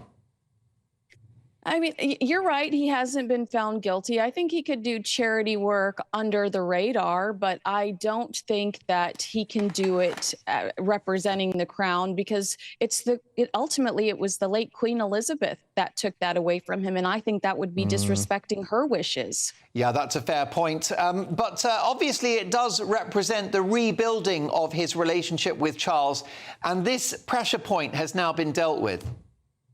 Agree. And I was so tired of this story because I never saw any animosity between Prince Andrew and King Charles. I was actually anxiously awaiting Christmas to see if the two were together or how they engaged because these stories kept coming out and I wasn't seeing it. So I'm glad that we can put this story to bed. Most definitely. Can we talk about Prince William now and what he has described as probably the hardest year of his life? Absolutely. I mean, he said he was so proud of his wife, Catherine, the Princess of Wales, and his father. And he said that this was the hardest year of his life and that he was just going to keep pushing through. But he was, to me, it was a privilege that we got this insight into what has been going on behind the scenes. There was no woe is me or anger or resentment within the message. And I really admired that. He seems hopeful, grateful, and in a humbled position today. And while we celebrate this honesty coming from Prince William, there will be people that are critical of us saying, well, why weren't you that way with Harry and Meghan? And ultimately, it was because the way the message was delivered. Harry and Meghan were resentful. They were bitter. And it seemed like they were telling us through vengeance. And Prince William is simply being honest with us and vulnerable. Indeed. Well, that's exactly right. And that kind of honesty, I think, endears him to the nation. Faye, let's run a bit of Princess Catherine Vov, if you can, because we got really good news about Princess Kate. We know that she's battling cancer, and I don't know where she's at in that treatment, but she's well enough to make public appearances again, and she's making her presence felt in this important weekend, of course, Remembrance Sunday and Remembrance Weekend. Yeah, this evening, the King and the Princess of Wales and other members of the royal family attended the Festival of Remembrance at the Royal Albert Hall. The festival is an annual commemorative concert which honors all of those who lost their lives in conflict. What we do know is that she's no longer pursuing preventative chemotherapy, which is positive. But you know what? If 2020 has taught me anything, Mark, it's that presidential pollsters have zero authority on the matter, and we should not speculate on the health of members of the British royal family. Catherine's journey in particular was very startling this year. I completely agree with you. All we want her to do is concentrate on her well-being and make that recovery, but wonderful to see her this weekend. What about in America? Kind of a slow news week. Anything happen? Mark, thoughts and prayers, thoughts and prayers. Yeah, we almost have a new president. And it was wild. I was up all night long watching those numbers and I couldn't believe them. I'm sure that you were watching them, refreshing the internet, and it was pretty unbelievable. The mainstream media had told us that Kamala had this in the bag. You know, it makes you question Oprah's influence, Harrison Ford, Katy Perry, Lady Gaga, all of the Christina Aguilera, all of the people that came out and told us who we needed to vote for, Cardi B. You know, it makes you question their influence, and it makes you realize that America's fed up and they want to focus on the future. They want to focus on gas prices. They want to focus on faith, morals, values. And I think that ultimately they want a leader that has a backbone. Most definitely. Well, there's only one celebrity endorsement that matters, and it's Kinsey Schofield. Kinsey, listen, great to see you. We'll catch up in a week's time. My thanks to the Queen of US showbiz, royal and political reporting, Kinsey Schofield. Check out her brilliant website, todiefordaily.com, and her brilliant podcast of the same name. Next up, the royal family dominate tomorrow's newspaper front pages, plus huge uproar and controversy over the Boots Christmas advert, which many are saying is sexist against men. Well, we'll show you the whole advert in full shortly. Good evening. Welcome to your latest GB News weather from the Met Office. It's been a cloudy day for most of us, as it has been over the past couple of weeks. But there is some brighter interludes on the way as we head in towards next week. But before we get there, these weather fronts out towards the west of the UK will slowly push their way eastwards over the rest of the weekend before we see high pressure redeveloping and bringing us some brighter weather. Back to Saturday evening, though, and generally a cloudy and damp end to the day for the most of us. Some clear spells persisting across northern parts of Scotland, perhaps eastern parts of England as well. But we see this weather front arriving in the northwest into the early hours of Sunday morning, bringing some heavy rain in places.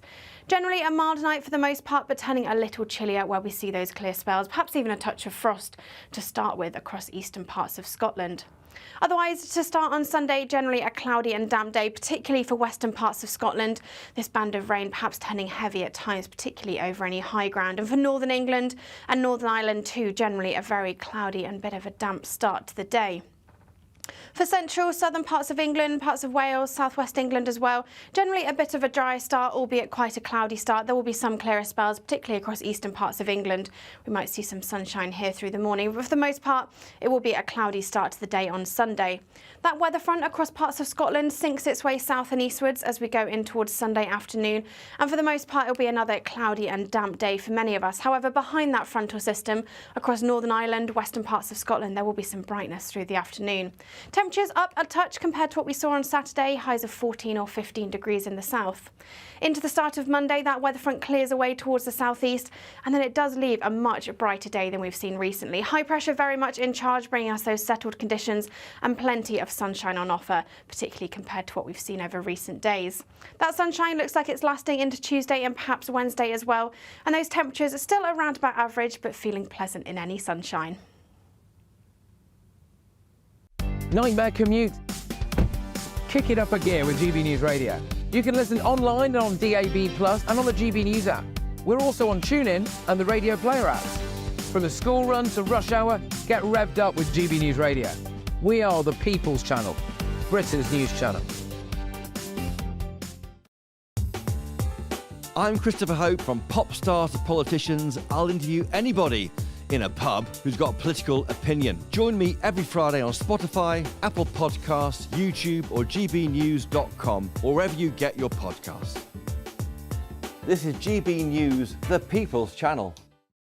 We're proud to be GB News, the People's Channel. And as you know, we always love to hear your views. Now, there's a new way of getting in touch with us at gbnews.com/your say. By commenting, you can be part of a live conversation and join our GB News community. You can even talk to me, Bev Turner, or any of the members of the GB News family.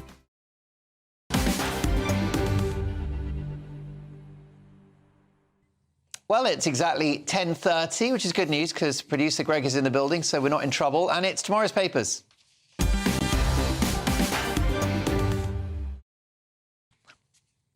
The Observer, we will oppose Trump's plans to slap tariffs on UK Rachel Reeves. The Chancellor, Rachel Reeves, will use a keynote speech this week to promote free and open trade between nations as a cornerstone of UK economic policy, putting the Labour government on a direct collision course with President-elect Donald Trump.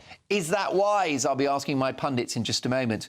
Tory ex-energy minister in JCB donation row is the other story. Let's go to the Independent now.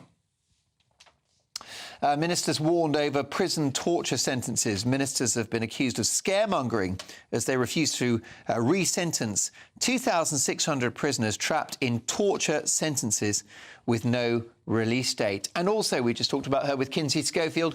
Princess Kate sparkles as she makes her return to the limelight at a service of remembrance this evening. Looking, let me say, absolutely stunning. What about this? Chloe Hamilton in The Independent, one of their columnists. I will always refuse to call my husband, as that would be sexist. Well, let me tell you, we've got a growing sexism row surrounding the Boots Christmas advert, which I'm going to play in full before 11, and we're going to debate that. But many people are upset by it. The Sunday Express, meanwhile, William's joy as Princess plans to join him on royal tours. Brave Kate returns to work. The Princess of Wales is ready to return to royal duties with overseas tours lined up in the new year. Well, that is a fresh news line, and that is the good news we've all been waiting for. Not sure about William's beard. Perhaps we should debate that. I think that Peter's is much better. It is. It's fuller, that's why. It's a bit sparse. It's wider, isn't it? And I think the width is important. Sunday Telegraph, Rebel... Could you please... This is a grown-up news programme. Right, you're all cancelled. Rebel farmers, Sunday Express, rebel farmers threaten blockades. I love this. That's right. Pools and supermarkets could be targeted in protest at inheritance tax increases. We'll get reaction from the panel on that. Princess on parade. She just looks amazing. It's so great to see her again. Clearly, we want her to recover, but I've got to say, she's sparkling right now, Princess Catherine. Number 10 looks at retaliatory moves against Trump tariffs. Ministers are wargaming imposing tariffs on American goods in retaliation for protectionist measures threatened by Donald Trump. And ECHR membership risks widening the use of assisted dying. OK, those are your front pages. Let's get reaction now from tonight's top pundits. A welcome return to the Mark Dolan Tonight sofa, Peter Lloyd, who is a journalist and broadcaster. We also have journalist and communications advisor Linda Jubilee and academic and author Dr. Lisa Mackenzie. Linda, is it wise of the new Chancellor, Rachel Reeves, to pick a battle with the new President of the United States? No, it's unwise, but fairly predictable.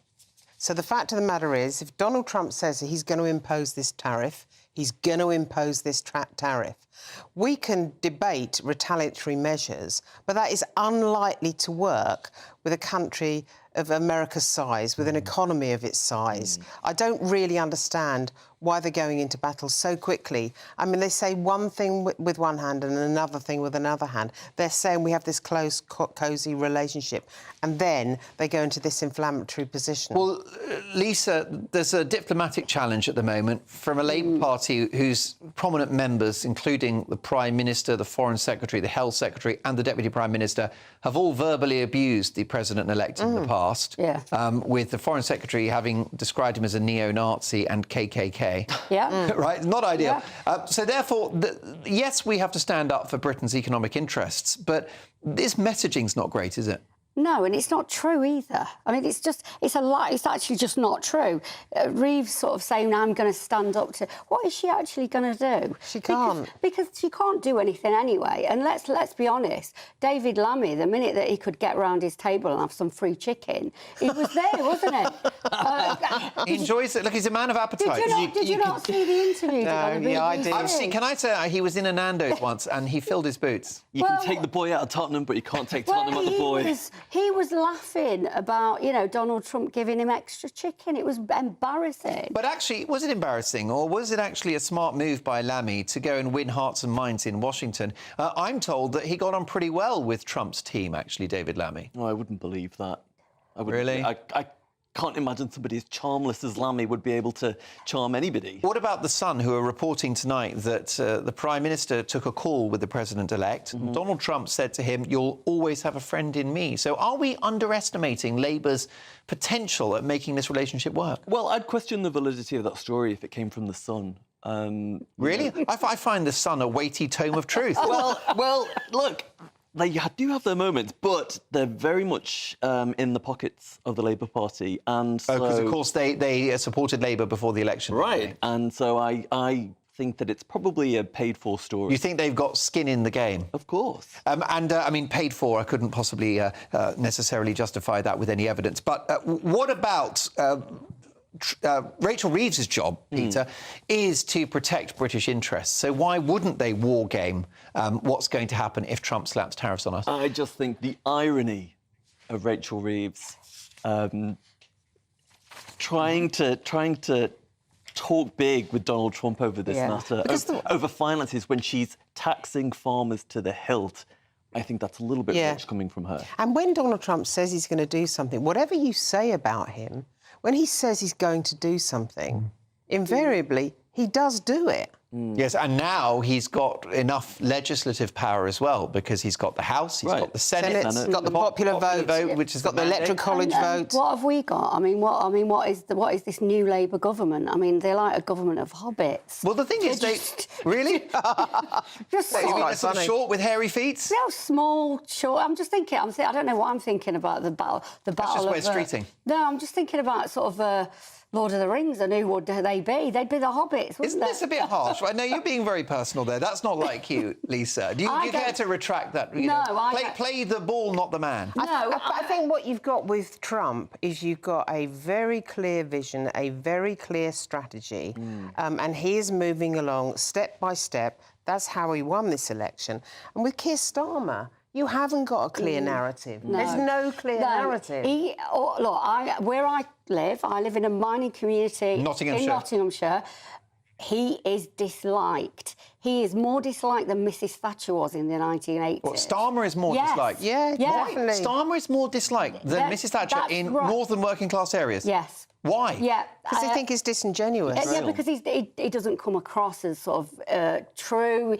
He changes his mind on things. He went in hard with the riots. He sort of is calling everybody far right. You know, this whole fudging of the working class, of course, working people. Keir Starmer didn't call everyone far right, but I think some would argue he allowed a perception to take hold that if you're concerned about immigration, you were far right. Could you just finish your Hobbit point there? Yeah, I'm just thinking, Lord of the Rings. Theory. I'm thinking Lord of the Rings, it's a battle. Well, they're talking about battle, not me. Right. I just thought Lord of the Rings, and I thought, who would they be on the battlefield? They would be the hobbits, wouldn't they? But I see. The arrogance of Rachel Reeves, though. I know. That's what I'm saying. Go head-to-head with Trump and win. It's like, come on, girl. OK, well, listen... Trump is Saruman. You know, this new government will argue that they will fight very hard for Britain's national interests. It's all about opinions, isn't it? What about this? The mayor of Amsterdam has announced a series of emergency measures after anti-Semitic violence against visiting Israeli football supporters flared up on Thursday night.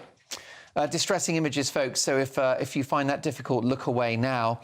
Hit-and-run attacks were carried out on Tel Aviv fans who were in the Dutch capital to watch a Europa League match. 5 people were taken to hospital. Many have now been evacuated by emergency commercial flights. Dutch police will now be able to conduct extra searches with a ban on protests and face coverings also in place after more than 60 suspects were arrested in the wake of the violence. Victims were allegedly stabbed, thrown in canals and forced to chant Free Palestine. Well, today marks the anniversary of Kristallnacht and 400 days since October the 7th of last year. So should the risk of similar anti-Semitic attacks be a concern here in Britain? Linda, what do you think about that? Well, it's already a concern, isn't it? Yeah. I mean, we already saw anti-Semitic attacks as we've continued to have these big protests at the weekends in Westminster. In which Jewish people have been afraid to we've leave seen their it. houses. We've seen it already.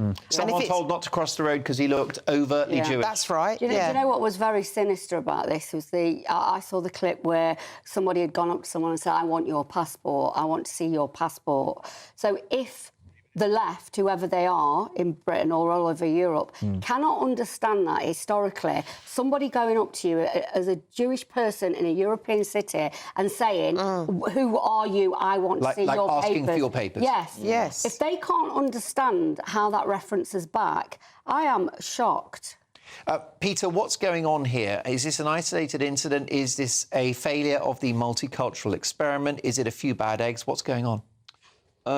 It's the manifestation of a problem that is pervasive and that is growing.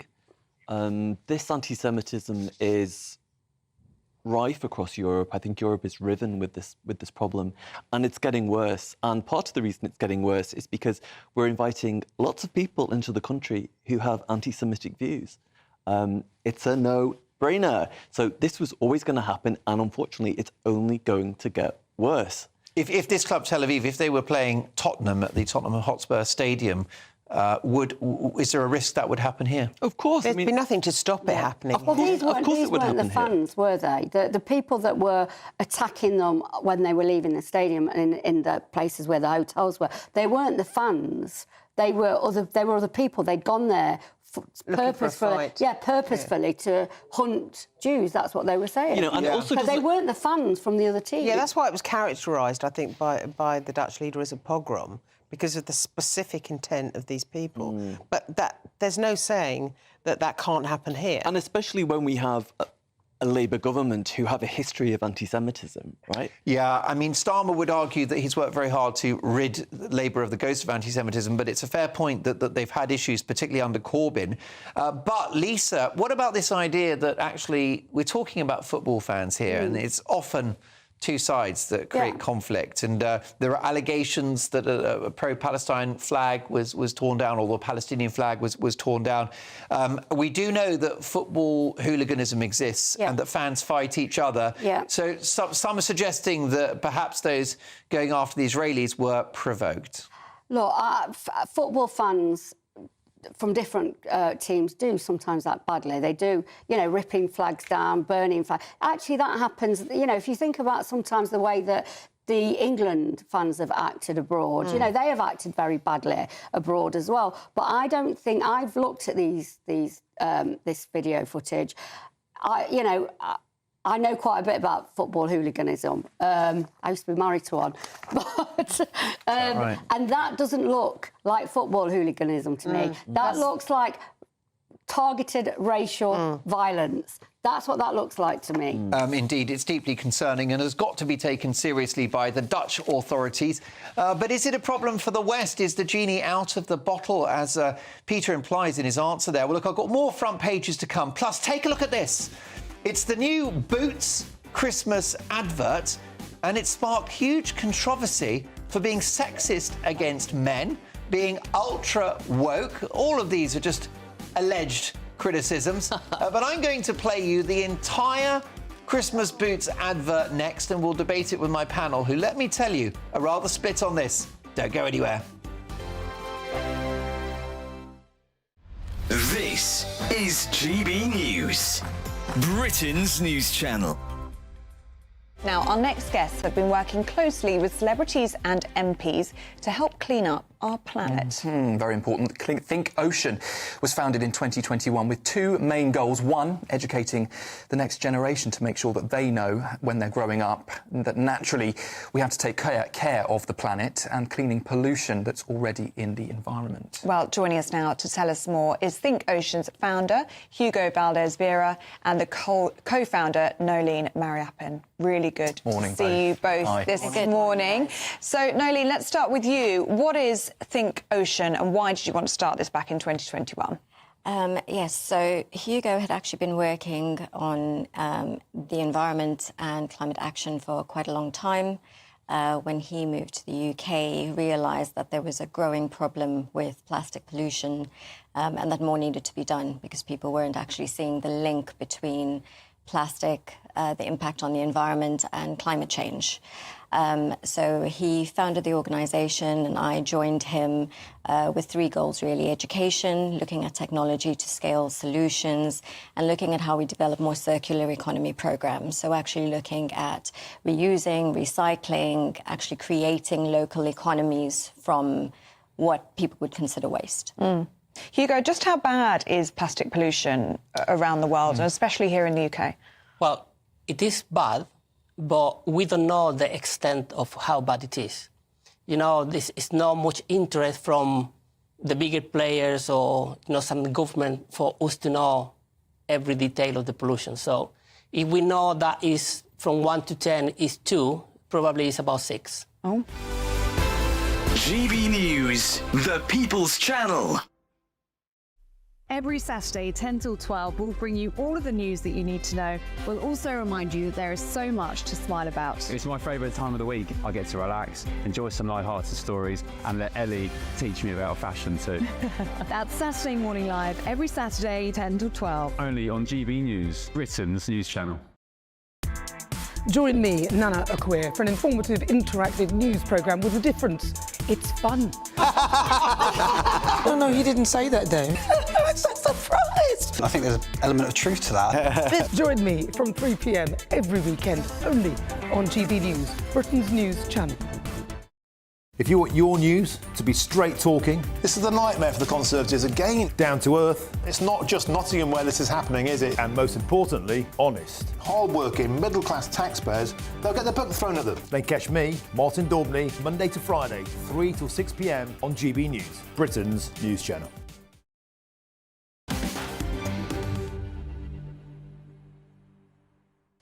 Growing outrage about the Boots Christmas advert. We're going to play it in full in just a moment. But first, Faye, a couple more front pages if you could. OK, folks, and we're going to start with the Sun on Sunday. Let me just fire this off to the team. James has gone to the TV franchise WhatsApp. And it is the Sun on Sunday. Back on duty. Kate's smiling return, ready for royal tour. The Princess of Wales beams at a Remembrance event tonight, as husband William revealed she may go on a foreign tour next year. Fantastic news. What about that? Pep's lost 4 in a row. Brighton 2, Man City 1. Pep out. Anyone? We'll have him at Spurs. No, we won't. We love Ange. OK, next up, where should we go next? Let's have the Sunday Times. Start with the worst of the worst. Trump's deportation blueprint emerges. Donald Trump's administration will seek to expand the use of the army to round up and deport undocumented migrants in targeted operations from day one of his presidency. And £1 billion budget bill for Tesco fuels price rise fears. Tesco is facing a £1 billion increase in its national insurance bill this Parliament, it can be revealed, as 200 business leaders call on Rachel Reeves to water down the tax rise. We've got to say that budget is not going down well in the world of business and industry. Daily Star Sunday, festive crisis as we run out of fat, bearded men in red suits. Dear Santa, this year can I please have a pony, an Xbox and 33,000 more Father Christmases? Well, that gives me an opportunity to come to the Boots advert. It's the Boots Christmas ad, and it's, I've got to say, received a divided response from the public.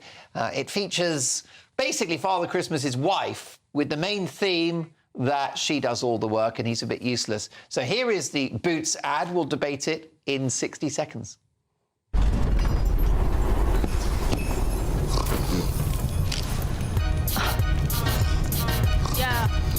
Yeah, they want to know. Sugar plum, snowball, come in. Shall we? How do I look? Slaying. Maya. Fabulous. Really? She'll love that. Robin. Oh, that's very them.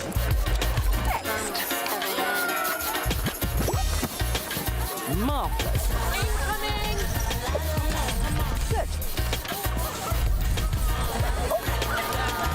one's mine. We're out of bows! We are never out of bows. Last one. You thought it was all him? Brilliant. Well, let's go to the ladies first, because actually this advert is targeted, I think, predominantly at women, because you want to go to Boots for sort of toiletries and makeup and stuff like that. Not even though a lot of blokes wear makeup too, and some men are clean. But Linda, is that advert sexist? That's only the first time I've seen it, but I absolutely love it. I love that actress as well. She's Lady Danbury from Bridgerton, isn't she? I think she's fantastic. Now there was, actress. you see, there's a backstory there. She's a talented actress indeed. I'm a big fan. But she described the royal family at I think it was the King's coronation as looking terribly white. Yeah. And so people think that, you know, this woman's essentially a bit woke, and they think the advert's a bit woke.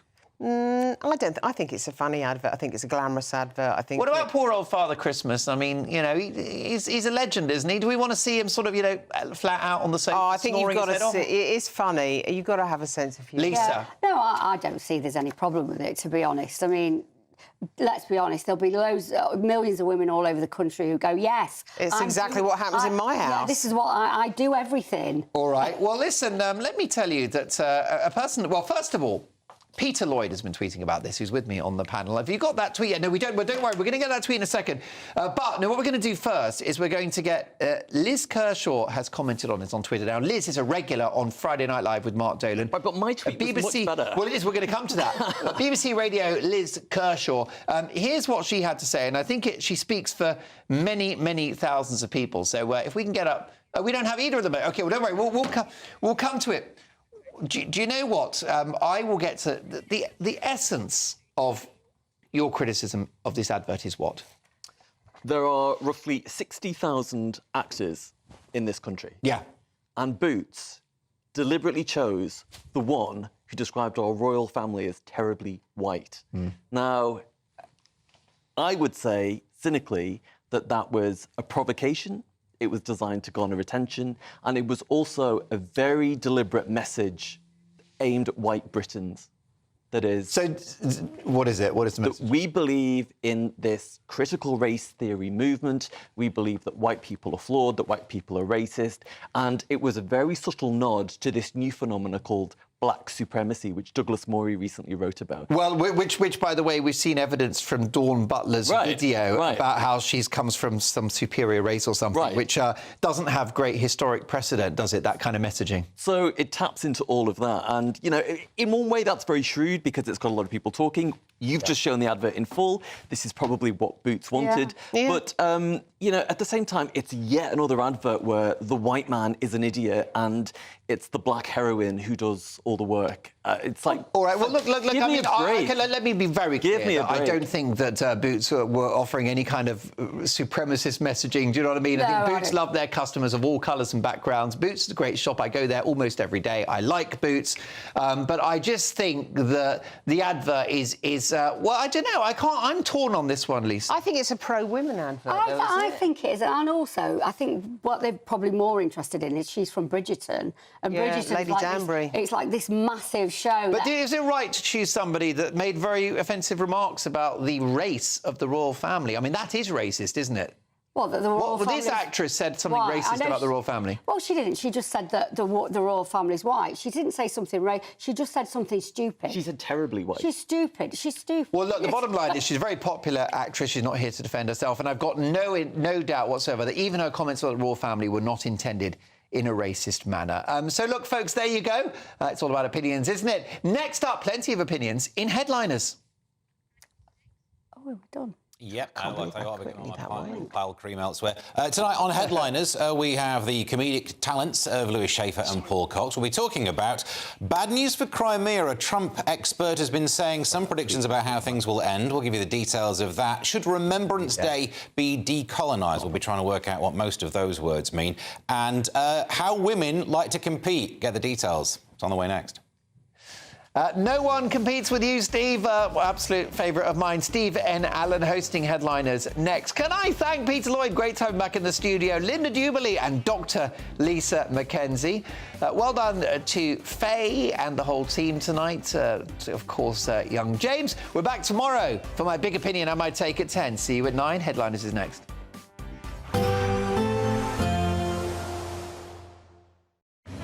A nice bright morning will generate a lovely warm day, right through to the evening. Boxed Solar, sponsors of weather on GB News. Good evening. Welcome to your latest GB News weather from the Met Office. It's been a cloudy day for most of us, as it has been over the past couple of weeks. But there is some brighter interludes on the way as we head in towards next week. But before we get there, these weather fronts out towards the west of the UK will slowly push their way eastwards over the rest of the weekend before we see high pressure redeveloping and bringing us some brighter weather. Back to Saturday evening, though, and generally a cloudy and damp end to the day for the most of us. Some clear spells persisting across northern parts of Scotland, perhaps eastern parts of England as well. But we see this weather front arriving in the northwest into the early hours of Sunday morning, bringing some heavy rain in places. Generally a mild night for the most part, but turning a little chillier where we see those clear spells, perhaps even a touch of frost to start with across eastern parts of Scotland. Otherwise, to start on Sunday, generally a cloudy and damp day, particularly for western parts of Scotland. This band of rain perhaps turning heavy at times, particularly over any high ground. And for northern England and Northern Ireland too, generally a very cloudy and bit of a damp start to the day. For central, southern parts of England, parts of Wales, southwest England as well, generally a bit of a drier start, albeit quite a cloudy start. There will be some clearer spells, particularly across eastern parts of England. We might see some sunshine here through the morning, but for the most part, it will be a cloudy start to the day on Sunday. That weather front across parts of Scotland sinks its way south and eastwards as we go in towards Sunday afternoon, and for the most part, it'll be another cloudy and damp day for many of us. However, behind that frontal system, across Northern Ireland, western parts of Scotland, there will be some brightness through the afternoon. Temperatures up a touch compared to what we saw on Saturday, highs of 14 or 15 degrees in the south. Into the start of Monday, that weather front clears away towards the southeast, and then it does leave a much brighter day than we've seen recently. High pressure very much in charge, bringing us those settled conditions and plenty of sunshine on offer, particularly compared to what we've seen over recent days. That sunshine looks like it's lasting into Tuesday and perhaps Wednesday as well, and those temperatures are still around about average, but feeling pleasant in any sunshine. Heavy showers first thing will be followed by a warm, cosy day. Boxed Boilers, sponsors of weather on GB News. There's only on demand. Martin Daubney.